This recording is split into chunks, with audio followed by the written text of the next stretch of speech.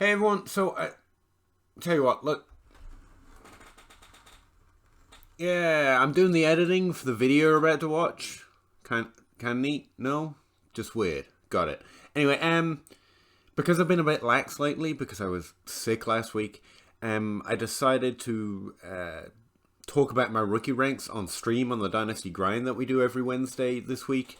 This is actually a little awkward, isn't it? Anyway, and I thought it would make a good quick video. As it turns out, it takes almost as much, if not more, editing, but I'm still doing it. So this video is just me running through my initial first ranks of the 2023 NFL draft class in terms of fantasy football and dynasty, obviously.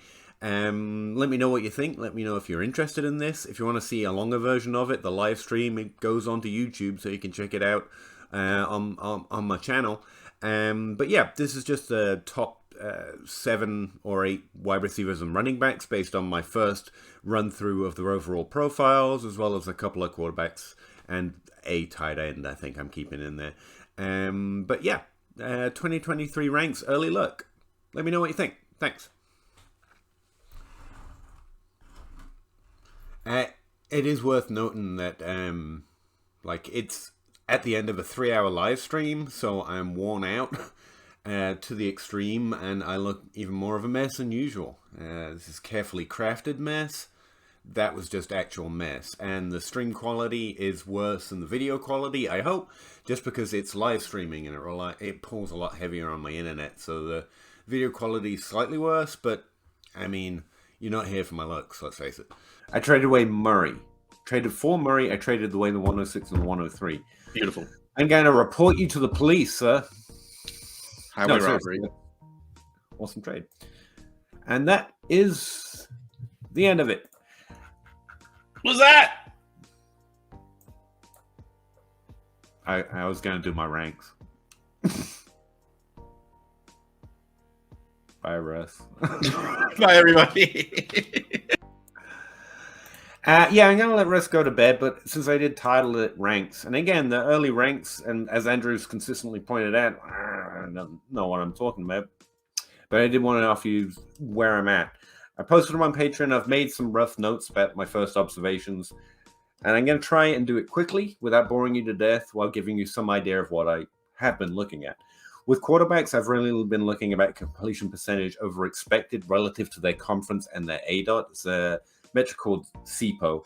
I do look at rushing share, but that's not been a high feature of the best prospects in this class. Now, I've got Stroud and Young both ranked 1 and 2 in a clear tier by themselves for the same notes. Again, I didn't even know their measurables when I was making these because I don't have combine sets and I don't go and look up other people's work until I have some idea of what I think.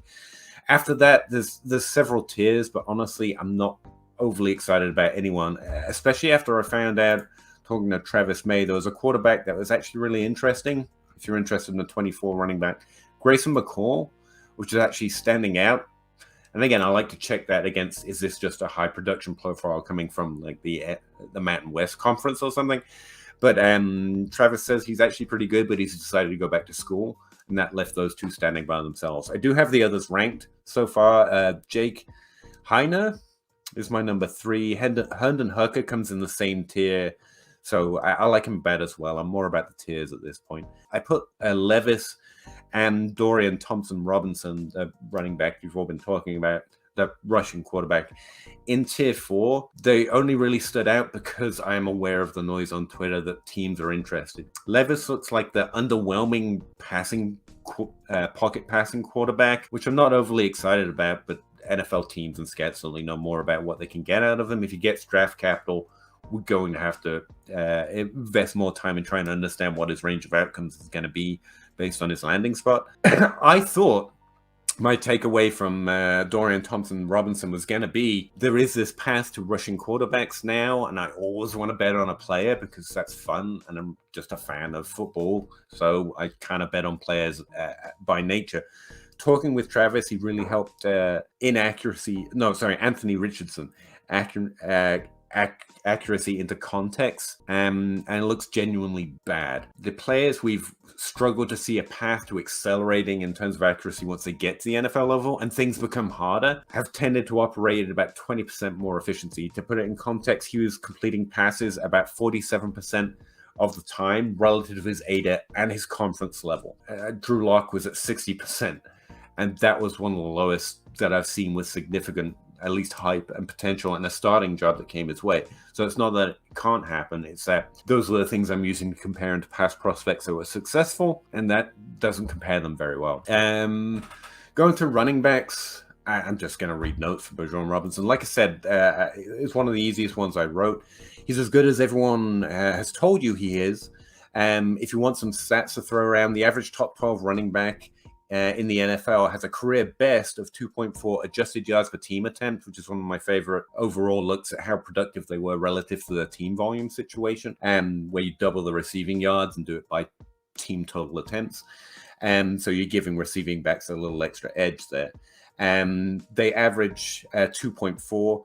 They average 33% opportunity score in their best year and a 15% rushing share and a 3.9 yards after contact per attempt, which is a PFF metric I've been really interested in. And it looks pretty solid in terms of measuring how good they are at rushing.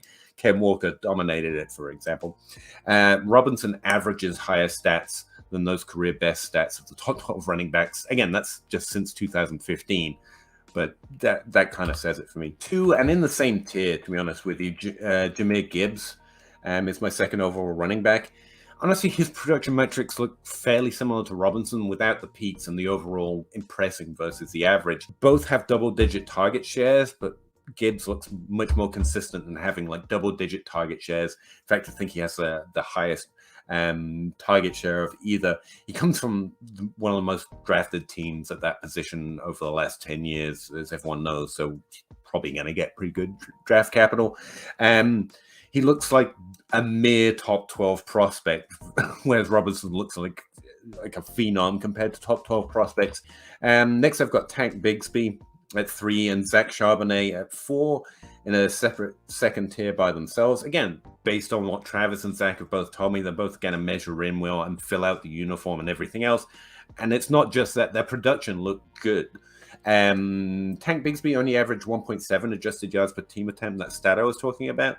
When you actually dig into his year-to-year stuff, he was hitting similar performance metrics in that yards after contact per attempt as Bijan Robinson.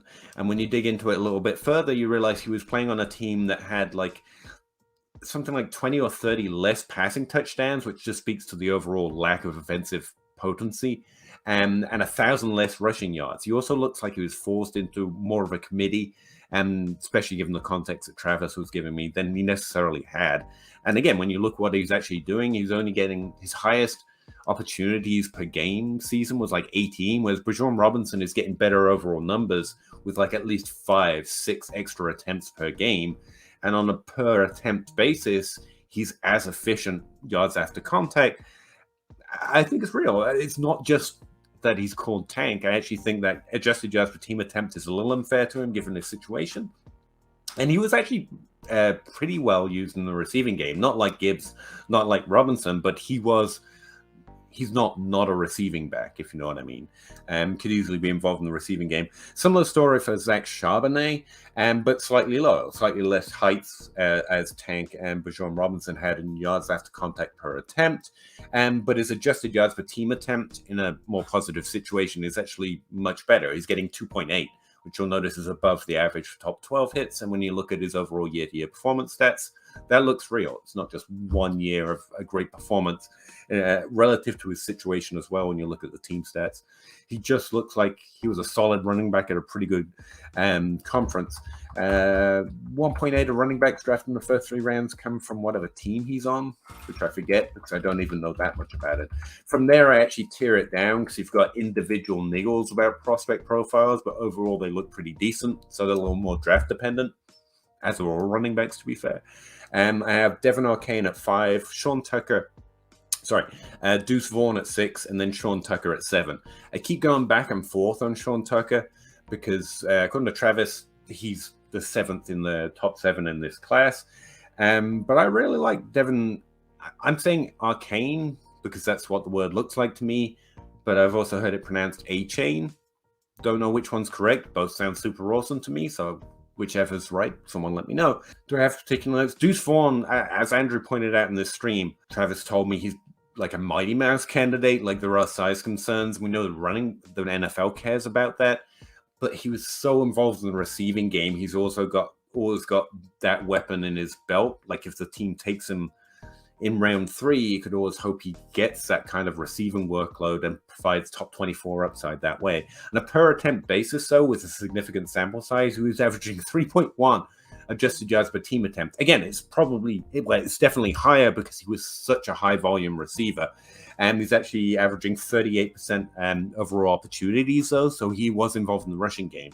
That may well shift when we get to the NFL, because the NFL thinks size matters, which is why I usually think it's adjusted for in the draft. But again, there have been exceptions and not exceptions, as we were talking about with outliers. Sean Tucker, he's actually, I keep dithering on him. His stats look similar to Zach Charbonnet, honestly, if you go on a year-by-year basis. There's just not anything that stuck out, if you know what I mean, that I really latched onto as, oh, look, this guy's phenomenal in yards per after contact per attempt, and look at all these opportunities and this receiving workload. He looks solid. 34% opportunity score in his best season, which is above average, and 2.6 adjusted yards per team attempt. Again, he's got both that rushing and receiving share. I'm starting to see the depth in this class, especially when you're talking about those 3-down profiles, which is like, man, I hope that guy gets some draft capital, because the running back really is thirsting for running backs right now. And there are some that could definitely fit the bill in here. Sean Tucker falls into the second tier, though, because his team is accounted for literally 0% of running backs drafted in the top 3 rounds. I think it's Syracuse. And that significantly matters for all players. But running backs are much more opportunity driven. Your landing spot in your draft capital provides a much quicker path to opportunity, and running back where opportunity is much more given. That's 0%, and it's just because it's Syracuse matters. The NFL can easily just ignore that and look at the performance and say, yeah, that guy's great, and draft him like anyone else. But from the outside, sitting in my basement, that Syracuse stat matters. And the only other running backs I've got ranked, Kenny McIntosh, Mohamed Ibrahim, and then Zach Evans. I did look at DLF ADP, and Zach Evans is way up there.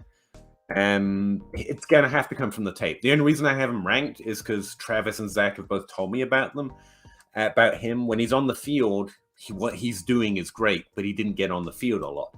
He got on the field so little that he doesn't cross any of my volume thresholds, that I think his stats for the season are fair to compare to everyone else, because you've got small sample efficiency or lack of efficiency on too small a sample. The same reason that I think Tank looks worse in adjusted yards per team attempt. I don't think he was getting the volume to really hit those kind of numbers. So the reverse can also be true. Smart people who have been doing this for a while, who are actually saying that he's good per attempt. Why he wasn't getting opportunity, it seems to be a bit of a question. I only have 4 tight ends, and there's nothing really to note here. Michael Meyer looks like a solid prospect. 1.9. I like using yards per route run as my single stat for tight ends to actually test a little bit higher than receiving yards per team pass attempt, which is not true for wide receivers so far. The average is about 2 for successful prospects who have at least 2 top 12 seasons. That's well within the range. He got like 99% route participation on the team per team pass attempts, which is solid. He was a receiver, which not all tight ends are. So yeah, his production profile looks solid. Nowhere near someone like Kyle Pitts or Evan Ingram to do the disappointing version. Well, I guess they've both been disappointing so far. But he's also meant to. The other difficulty with tight end is that measurables, Andrew, since I've been disagreeing with you all season, measurables certainly seem to matter for tight end, in that without them, nothing else matters. Wide receivers, I pretty much ranked them through this stream, but if you're interested, my first tier is JSN and Jordan Addison.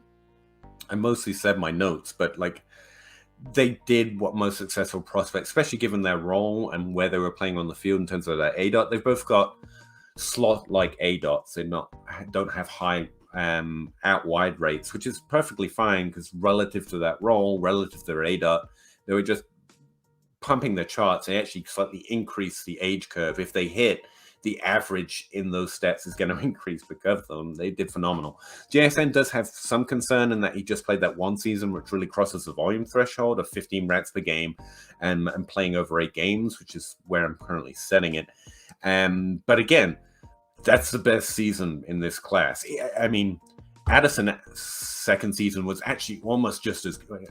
It's close enough to be the same thing, but JSN had the peak, and where he's only got the 1 year, his average is just that 1 year, which is unfair, which is why I just put them both in the same tier. And honestly, from my perspective, both similar players with, and they did equally well in college. JSN didn't play as much, which to me is concerning, but his season was so good, and so far the tape evaluations I've been hearing, I don't have many questions. And Addison did it all. He had that peak. He did it for 3 years. He was over 2 yards per route run, which is phenomenal even in the NFL level for 3 years solid from age 18 to age 20, right? Those are the ages he played. Like, there's just no notes. Whatever I could ask, whatever I go looking for is in Addison's profile. It's just there. So it's like tick. Good.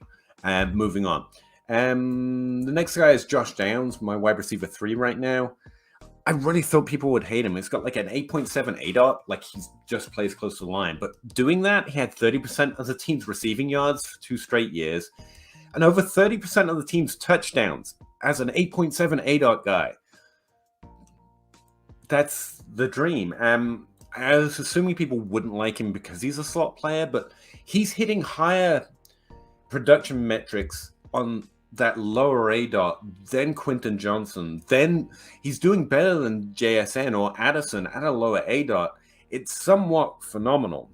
3 receiving yards per team pass attempt on average for his career. He does have a slight sample size problem where he's only playing those last 2 years at a slightly older age than JSN and Addison, and where I'm kind of age sensitive production rather than breakout age.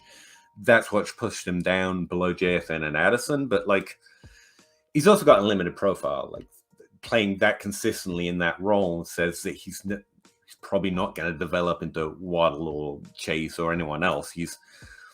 I know who are the typical 8.7 guys. It's Landry, it's Boyd, but he's really good at that. So I like him a lot. In the same tier, I have Keyshawn Butte. Keyshawn Butts. No offense to the player. I can't say words with French roots. But I was disappointed. Strongly disappointed. I've gone as my wide receiver 4. I believe in the build-up. He did better than Terrence Marshall on the same team at the same age. But just when you thought he would overtake Marshall's peak numbers, he has double ankle surgery, barely a 16% target share per game. It's hard to blame him for that, but it also means that progression, that age-adjusted production that I'm hoping to see isn't there. I'm willing to squint because I believe in the build-up, and we've seen so many successful players suffer from injury and then actually be the talent that was there. But that's why I'm moving below Downs. And honestly, if you want to have Quentin Johnson above Keyshawn, I'm not going to argue. Again, I see what everyone's excited about. Quentin, he could easily be above Downs. Again, this is the same tier. I want it to be true. And he is on a team that's more often drafted than both Downs and Johnson, who have like a 0.7% drafted rate. But overall, his production metrics look below average. I'm willing, but not terrible. He's like 1.6 receiving yards per team pass attempt and an 84% route participation. Again, he's not quite getting there when the average is 2.5 receiving yards per team pass attempt. And again, most of the best get well over 90% route participation on average throughout their career. So, yeah, I'm making some injury discounts here, but it's a fair question. But you never know. Quentin talked about ad nauseum on this stream, and I do want to go to bed at some point. I was a little harsh in my write-up, if you do go look at my Patreon thing, because I feel... how did I say it? All right. Johnson's that player, and it does happen every year, where you're reading along his statistics, and you're just like, oh, great, tick. Oh, look at that market share. That's great. Tick. Breakout age, yards per route runs good. And then you look up and you see people making Calvin Johnson comparisons. Like, this guy's the greatest. He's a wide receiver one. I'm like, why won't you let me just have nice things? This is too long didn't read. The one thing you should know about Quentin Johnson, solid. Great profile. Easily as good as the players I've just mentioned, to be honest with you. He's getting the market share, 30% of the team's receiving yards, 20% of the team's touchdowns most years. He's getting the yards per route run. He's getting the receiving yards per team pass attempt. Slightly lower drafted team like Josh Downs, honestly. I squint at players that were getting similar performance metrics on the same values sample size, so over 15 reps per game and over 8 games played, at a higher ADOT, because it's just easier to get more yards per team attempt or per route if you're getting more air under the ball. That does not mean he's bad. But if you're looking at that type of player, we're imagining Demaryius Thomas, Calvin Johnson. If you want to put him on that list, all of those guys basically doubled his market share. Like, they were the offense. Does that mean he's bad? No, that's ridiculous. But it's just why I don't have him ranked over Jay. Like, to where he was playing, he's great. But relative to what scores in the NFL fantasy points, like JSN and Addison were doing that at a greater rate relative to where they were playing than Quentin Johnson was. But he was doing great. Again, so far I haven't had a bad thing to say about these prospects. So, like, that's the only reason I went a little hard, because I just think people are going to want to see, and that's fine. Honestly, Quentin Johnson could be the best wide receiver in this class because he's ticking all the boxes.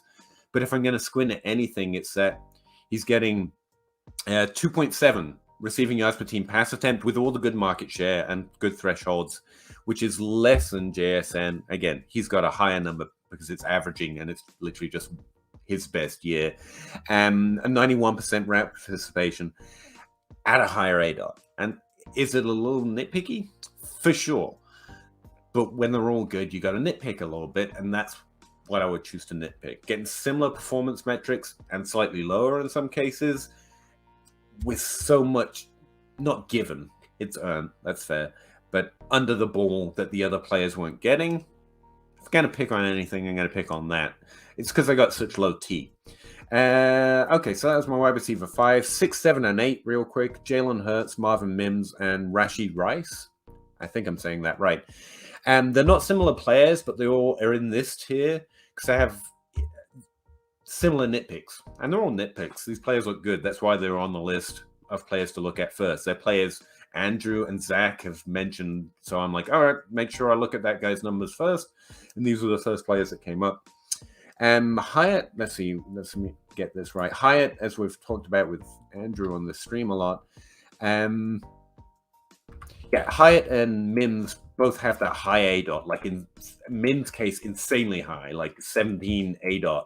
It's like he can't even see the quarterback by the time the ball's thrown. He's so far down the field.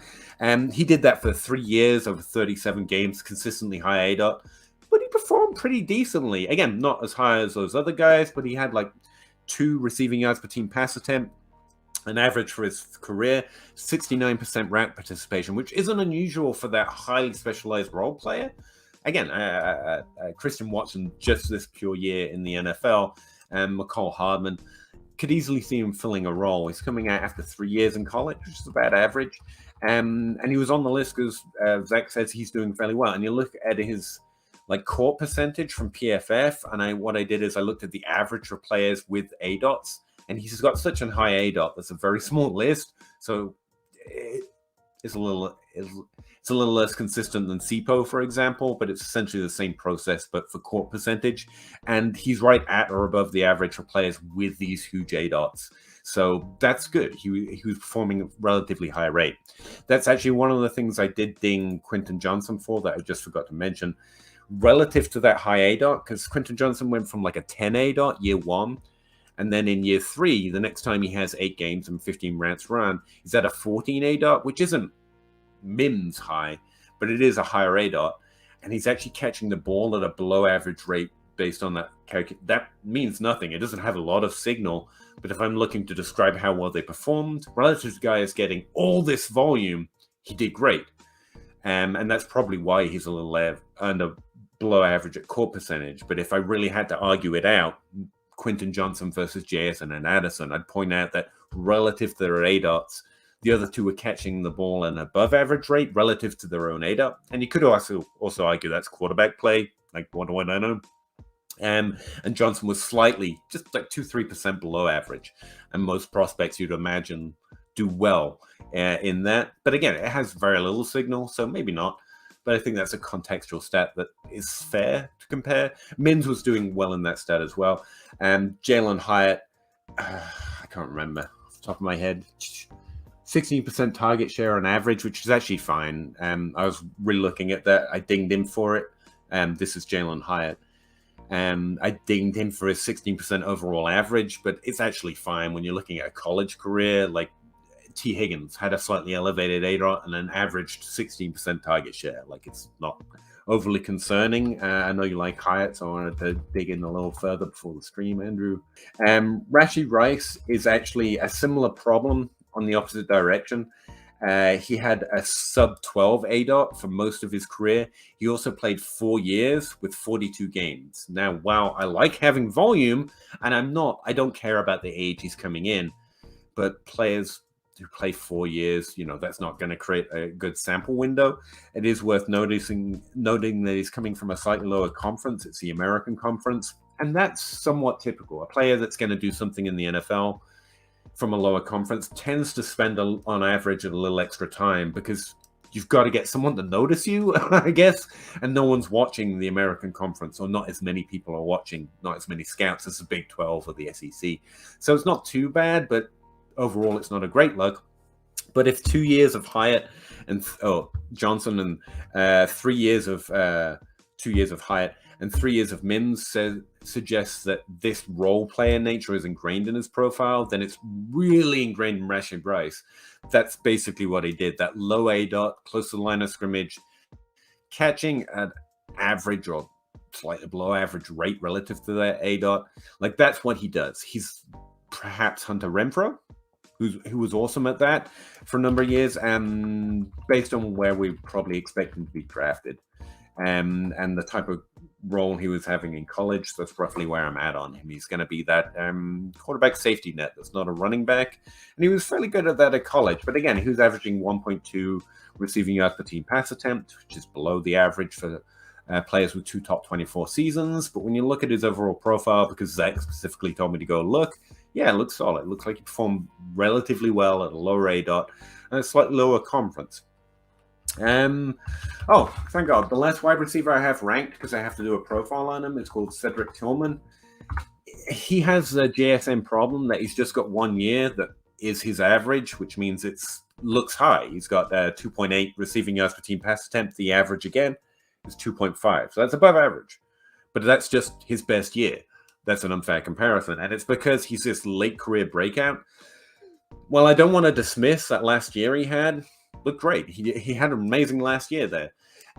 But a player who struggles, he didn't even get like 2.4 receptions per game for his whole college career. And then that last year it blows up to 2.5. And on that smaller sample, he has somewhat good compared to average receiving yards per team pass attempts and yards per route run. And again, a lot of air under the ball while he was doing it. I was hoping maybe this was a small sample trap like JSN, who is actually good because more good players are good. I actually think he's just a late career breakout. And longer players play, the more they know about the offense, the more senior difference they get. The coaches can trust them to do what needs to be done. And also they know these players are trying to make a career. And I think there's something I call senior difference, which is where you give more roles and more responsibility to your seniors or to your older players. One, because they're older, they're more physically developed, they know the offense better. And two, because they're trying to make a career, so they need to record stats. And it's fair to say coaches like their players, I hope. And so we're trying to give them opportunities when they can. That's what Cedric Tillman looks to me, first blush at least. And that's a red flag. Those late career breakouts, when that's all they have on their profile, that's a little more concerning. Sometimes you find a Kenny Golladay, who has a late career breakout because he was playing at a lower conference for a couple of years, before he elevated and then dominated at a higher level at an older age. Sometimes there's Calvin Ridley, who dominated for 3 straight years over the age of 20 before going to college. That none of those exceptions apply to Tillman as far as I can find. I don't know why I'm talking about it so much, except for the fact I'm trying to get ready to profile him. All right. I don't know how helpful that was, me just reading them, because you probably lost track of who I was talking about when. I know I would. I tried to do as well as I could. But again, I posted all these stats are in my pinned database.